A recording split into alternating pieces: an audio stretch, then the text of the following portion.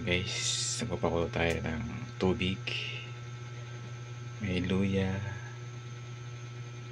kamatis at sibuyas. Ayan guys, ano tayo guys, luto tayo ng bangus sinigang. Ayan na guys yung gulay natin, kamuting bagid. Ayan.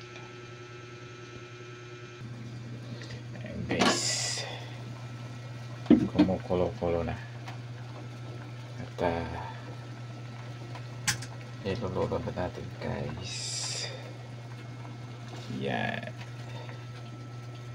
tsaka ito guys. Yan,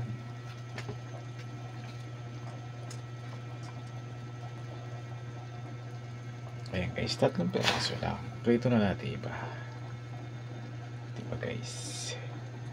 Pakulo natin ulit yan. Ayan, kinamay na lang natin guys, malinis man ang kamay natin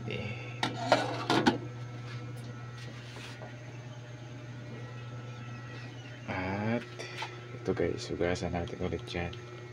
Ito guys, pagkatapos yung guys hugasan, mapan nyo guys sa asin kasi nga sabi nga nila daw, pag ito daw ay babad, kasi diba ang nilalagay nila dito para maging sariwa ay formalin Kaya guys, ang ginagawa ko, nilagyan ko ng asin babad. Kanina pa yung nakababad.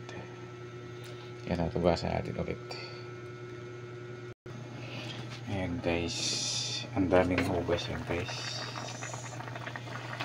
Oo, mula nang binabad natin sa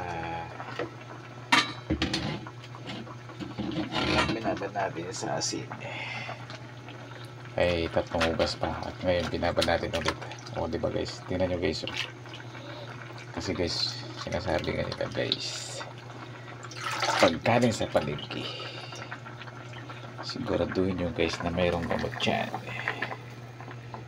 Maganda sana kung meron tayong tanim sa backyard, kaso wala tayong backyard kaya linisan na lang natin ang maayos kaya tingnan nyo guys, medyo na sa pagka hugas natin, dapat hugasan talaga natin para mawala, tsaka yung ibababa do sa asin.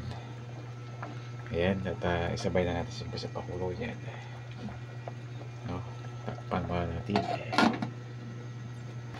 Yan guys, lutuin natin ang guys, maigi. Ayan, takpan mo natin sa pagtimpla guys, bahala kayo yan guys, masarap yan guys, sariwa yung ating isda. At yan guys, lagyan natin ng pampaasin guys, tamarind. Yan, pagtimpla naman guys, bahala kayo sa inyong lasa. Maraming salamat sa panonood. God bless. Ito ay mga Pinoy.